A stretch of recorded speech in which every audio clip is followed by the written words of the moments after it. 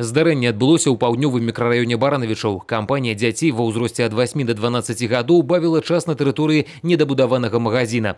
Па папярэдніх даных, падчас гульні адзін з падлеткаў кінуў у вогнішча аэразольны балон, які выкарыстоўваюць для паліроўкі панеляў аўтамабіляў. Балон успыхнуў, на дзецях загарэлася вопратка.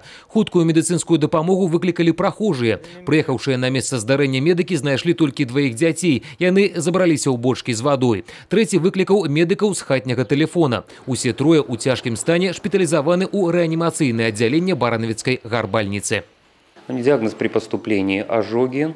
Ожоги 1, 2, 3 степени от 25 до 35% у каждого из детей.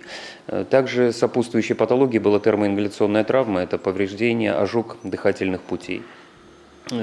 При поступлении было проведено комплексное лабораторно-клиническое обследование, оказана помощь согласно протоколов и стандартов лечения пациентов с ожогами. Ужо праз некалькі гадзін дзеці былі транспарціраваны ў адну з бальніц Мінска. Адзін хлопчык знаходзіцца на штучнай вентыляцыі лёгкіх. Па факце здарэння праводзяцца следчыя мерапрыемствы.